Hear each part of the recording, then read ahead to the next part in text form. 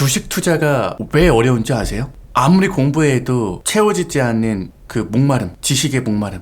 이게 왜 생기는지 아십니까? 유독 주식 분야에서 배운 대로 안 해주니까. 초중고 우리 입시 공부할 때에는 배운 대로 정답이 다 나오잖아요. 국영수 배운 대로 정답이 다 나오지 않나요? 우리 수학 같은 경우에도 수리 영역 같은 경우에도 주관식 문제가 있어도 정답은 딱 하나예요. 그런데 주식 분야에서는요, 증권 분야에서는 배운 대로 그 정답이 딱 하나만 답이 아니에요. 정말 1 플러스 1은 7이 정답이 될 때도 바로 있어요. 1 플러스 1은 무조건 2라는 정답만 나오는 게 아니더라고요. 그래서 어려워요. 그래서 투자는 이 정답을 아는 분들이, 정확한 바닥과 천정을 찍을 수 있는 분들이 돈을 버는 게 아니고, 그 과정을 통해서, 그 과정 속에서 제대로 된 방향, 길을 개척해가는 분들이 돈을 버는 것 같아요. 너무 뻘소리 했죠. 너무 어려운 얘기 했죠. 보통은 역배열에서 출발해서 정배열로 마무리된다. 제가 지난 방송에서 이야기해드렸던 부분인데요. 사실 PJ 메탈 같은 경우에도 매집 끝에 역배열에서 정배열로 시세를 만들더니 정고점 매물대 돌파도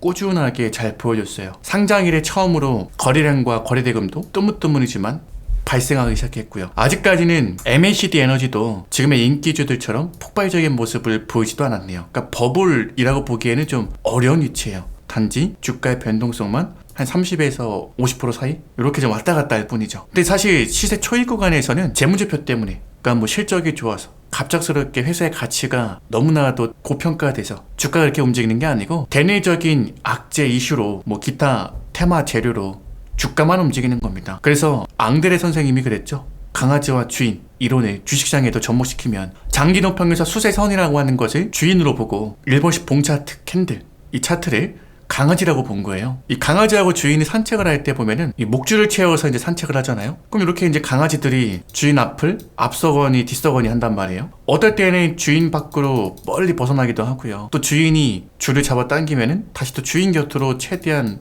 붙어오잖아요. 이 주가도 마찬가지란 얘기예요.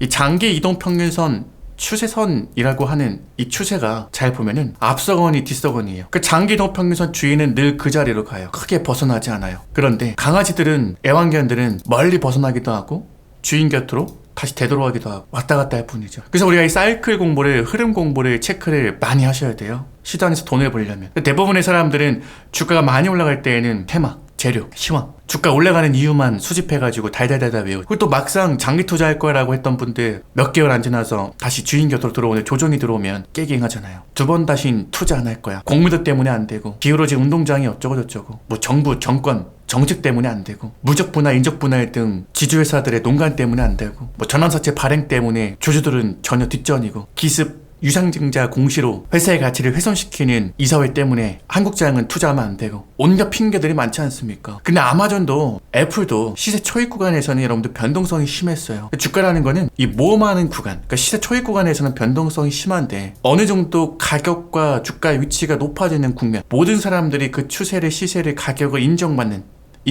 우량주, 가치주, 성장주 끝물에서는요 변동성이 적어요. 근데 그 전에 낮은 위치, 낮은 가격에서 주식을 사가지고 그 위치, 그 가격에서 배당을 좀 받으면서 장기 보유하더라도 해야 되는데 대부분은 안 해요. 일단 낮은 위치, 낮은 가격에 사는 훈련조차 안 돼 있을 분들은 그런 생각조차 안 하기 때문에. 왜냐하면 본능적으로 높은 위치, 높은 가격에서 좋은 뉴스 나올 때만 사잖아요. 그러니까 얼마 안 있어가지고 조정 들어오면 깨깅하는 거예요. 얘는 뭐 가는 거야 안 가는 거야 그러면서 투자하기 싫죠. 근데 또 우리 시장은 평균적으로 3년, 주기적으로는 5년에 한 번씩은 큰 조정이 와요. 2016년도 1월 달에 이 조정 온 것도 사실은 북한의 도발, 무력 도발로 조정이 좀 세게 들어왔잖아요. 종합지수가. PJ메탈도 아니야 다를까 조정이 들어왔어요. 그리고 이제 5년이 지나서 2020년경에 코로나 투매가 나오면서 야, 저가를 어떻게 이렇게 깝니까? 말도 안 되게 조정이 들어왔네요. 그죠? 2011년도 여름, 가을에 있었던 유럽발 금융위기 때 버금가는 조정이 들어왔어요. 그러니까 배운 대로 안 해주는 거예요. 아니 정배를 만들면서 추세를 만들어 나갈 때는 돈을 번다며 왜 갑자기 조정이 이렇게 들어왔을까? 아, 역시 코로나가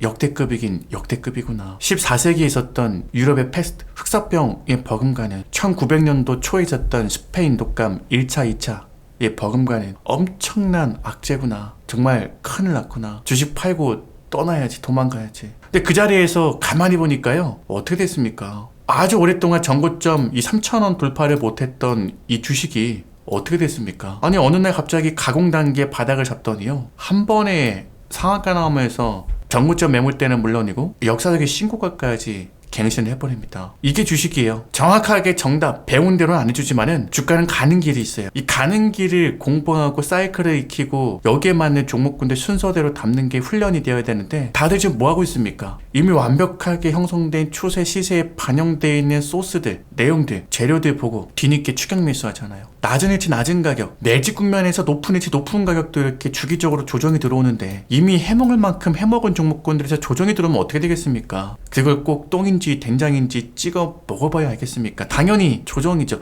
근데 많은 분들이 지금 높은 일치 높은 가격에서 애매하게 떠있는 종목군들 뒤늦게 따라 들어가서 먹는 거는 찔끔 먹고 향후에 빠질 수 있는 리스크는 큰 거 이거 하고 있더라고요. 대형주든 소형주든 이거 하면 돈 못 벌어요. 여러분들 주식이라는 게 리스크가 상당히 크잖아요. 빠질 때에는 상장 폐지 가능성이 있을 때에는 마이너스 100%까지 잃어버리잖아요. 내 투자 금액에. 근데 올라가는 거는 플러스 100%까지만 올라갑니까? 100% 이상도 올라갑니다. 중소형주 기준으로요. 정확한 꼭지점 바닥 이런데 투매나온 이런 데는 못 잡는 거고요. 통상적으로 오랫동안 시장에 머물러 계시면서 가치주 성장주 분석해 놓으신 분들 주기적으로 오는 변동성 때만 투자를 꾸준하게 해주시면은 전저점에서 전 고점까지 매물대벽까지 이 수익률 기준으로요. 적으면은 80에서 많으면 100% 더블까지도 수익이 나오더라고요. 단 성공했을 때 여기에 베팅해야 돼요. 높은 일치 높은 가격에서는 빠졌다 올라올 때 또 올라와봤자 전고점까지 올라오니까 본전입니다. 먹는 게 없어요. 먹을 게 없어요.